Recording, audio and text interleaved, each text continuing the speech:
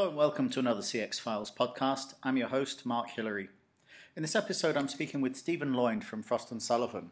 Frost & Sullivan is one of the best-known global industry analyst firms, and companies globally compete for their awards and are mentioned in their research. Stephen is the Global Program Director of the Digital Transformation Practice and is therefore well-known internationally as a leading futurist and CX expert. He's constantly on the road speaking at major events, but I managed to catch up with him at his base in Washington, D.C. to talk about the customer journey, emerging technologies, and the future of CX. Okay, let's go straight to the interview. Clearly, what we've seen in the last few years is how it's becoming much more complex and not necessarily linear anymore. So what's the main effect of this more complex customer journey that we see? Yeah, so I was thinking about this, and I think the first thing that I thought about as far as what the effects might be, for me, conceptual, I think of it twofold as opportunities and challenges that derive from all the complexity. If we think of the customer journey across various phases of the customer life cycle, think of the touch points, so represented by a continuum from the awareness phase through consideration, purchase, to see. And I think that's the reality for most, if not all, businesses today in the digital age, where customers are more digitally connected and empowered. And so that the industry is trying to move toward this, omni-channel CX, that expression that we use, where the customer experience is consistent and seamless, but also effortless. And so where the customer is interacting and moving fluidly between channels. And so that's the real next set of opportunities, that sort of fluidity that one might get across the continuum if a company is managing things well. But obviously, that also challenges, how is the customer experience being orchestrated or managed at different stages of the life cycle across those touch points? And that's not an easy thing. Most companies, as we know, that we deal with, Mark, today have multi-channel capabilities, but they're delivering experiences that are oftentimes fractured when customers move from one channel to another, such as when a customer escalates from mobile or social or web self-service to an assisted service channel.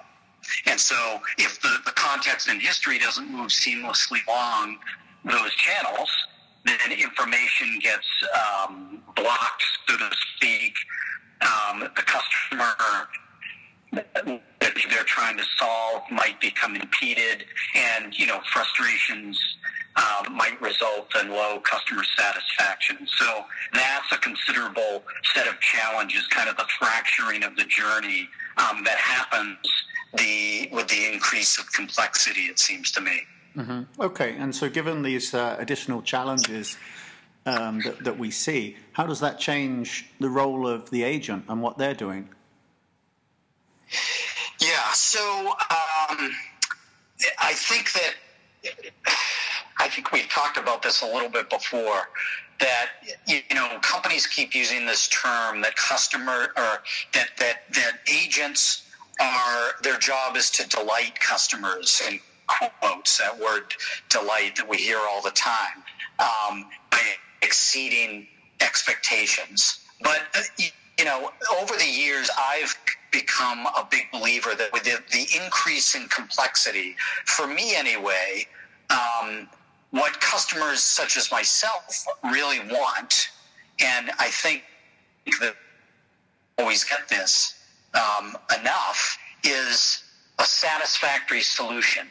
That, in other words, agents with increased complexity should focus more on maybe reducing customer effort and trying to sparkle or delight their customers. And so I think there's a role change of the agent to be facile in understanding to keep things simple and to meet customers' expectations. In other words, to anticipate and head off the need for things like follow-up calls, to be able to address customers' emotional side of interactions, and to minimize that need to go from channel to channel, to listen and to learn and to be able to abate frustrations. And just really, it's about, solving the problem rather than trying to do it too quickly or anything like that. So for me, this idea of customer effort and lessening that is becoming hugely important with increased complexity. Okay. Well, then a lot of the specific sort of functions for customer interactions, such as sales, marketing, customer service, they all used to be very easily defined on a very linear customer journey, but that seems to be much more blended today. Have you seen companies that are actually blending these functions together and coordinating it within their corporate function? Yes, I think maybe the best illustration of that is to think about the features and capabilities that are very much at the foundation of trying to get the omni-channel CX available across a number of customer engagement applications or enabling applications. And digital marketing and marketing automation systems to web, mobile, and contact center applications. So, that's a great way of illustrating how, if you look at the applications, companies are trying to blend those customer-facing functions. But implementing those types of capabilities is oftentimes a challenging business and technology transformation initiative. In other words, most organizations have several systems and applications that handle different stages of the customer life cycle across different channels. And also, if you add to that the CX is a shared function oftentimes between service and marketing, etc., and different departments or product groups within a company may have different set of CX systems and applications, which increases, your first theme of complexity, not only of the journey, but of an initiative to transform not only technology, but the performance of the agents, which gets at your second question, and then customer-facing functions of sales and marketing across customer service. Mm-hmm. So there's a lot going on. Okay. I mean, given all these changes and the increased expectations on the agents, do the agents need more support tools? Things like decision support, gamifying the process, or artificial intelligence. I mean, are those kind of things becoming essential now? Yeah, I'm personally, I know you know a lot about gaming, for example, as well as other stuff. I'm particularly interested in AI, and I'm reading a lot about it and tweeting a lot about it. And what are the implications, not just in customer service, but across different business processes and outside of the space that we cover even. And there's a lot of talk going on out there, and it's hard to determine how much of it is real. But there's other stuff going on. I mean, from a technology standpoint, upgrading customer engagement systems spans marketing, like we just talked about, and service interactions across, again, this customer journey life cycle. So best-in-class organizations really have to try to orchestrate the journeys proactively and not reactively. And to do that, I think analytical tools are going to playing more and more of a critical role to optimize the customer experience. And of course, data analytics are very much related and a part of this idea of artificial intelligence and machine learning. Omni-channel, it opens up opportunities to rethink customer experience metrics and think about them more holistically, with an emphasis on that seamless, effortless set of interactions and journeys that we talked about a couple of minutes ago. With the aid of analytical tools, companies that are doing it right can really look to optimize the experience and value to the company and begin to get more out of their core customer. And if you think about that Pareto formula of 80-20, you can start with exploding those analytics to 90-10 or 95% of business coming from 5% of customers, or 98% of revenues coming from 2% of core customers. So there's a lot of potential for agents with new tools and technology such as AI and data analytics to really help the enterprise become more profitable. So it's pretty exciting in our space. And does that mean that we need agents that have got completely different skill sets compared to, say, a decade ago?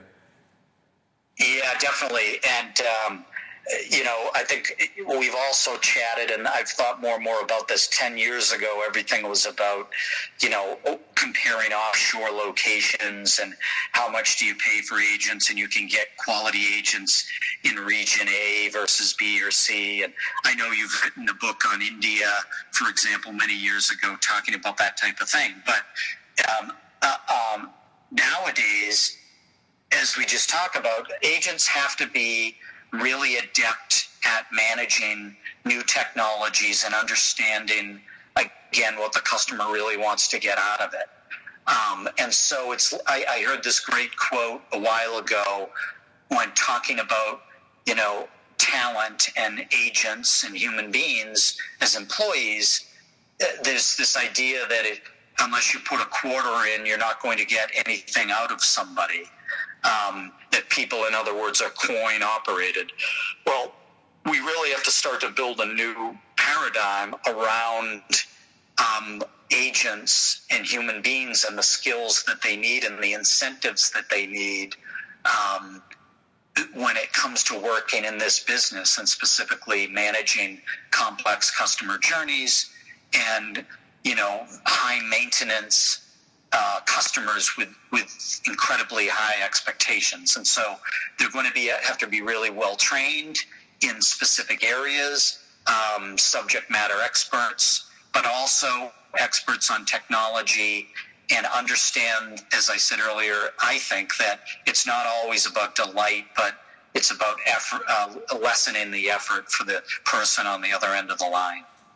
Okay, and finally, we've covered a lot of different topics in about 10 minutes, but if you were talking to a contact center executive about the next couple of years, what are the strategies or topics that you keep hearing coming up time and time again that are important right now then? Yeah, and so as we just said, with AI has developed so quickly over the last few years, and other new technologies are sort of ambushing, I think, this space and other areas. And so cutting-edge organizations, or those that aspire to be that, they need to look, I think, number one, to orchestrate their customer journeys proactively, not reactively. And for that, the things that we just talked about, analytical tools and capabilities such as artificial intelligence, machine learning, are going to play more and more of a critical role to be able to optimize the customer experience. And companies need to be on top of that reality, because if they're not, then the consequences could be severe. And I guess another way of putting it would be that I love the term agile and digitally transformed enterprise. That's where every company across industries should be aspiring to be, because companies that don't embrace digital are going to, again, there are going to be severe consequences as time goes on. In other words, understanding which digital technologies are going to be required, not just today, but tomorrow, and how to plan for that strategically and implement the right technologies. And the goal, of course, is to develop that agile and digitally transformed enterprise that's capable of acting and reacting to all the perpetually changing data, all the digital flux that's out there in a manner fast enough to matter and in a manner that's effective enough and fluid enough such that high expectation customers are going to be happy and aren't going to have to do too much work across these complex customer journeys. So things are happening really quickly, and it makes our job more fun, but it also, it seems like things never shut off. So they're also more stressful. But I think those are kind of the essential things that contact centers need to be thinking about to survive and thrive today and to the future.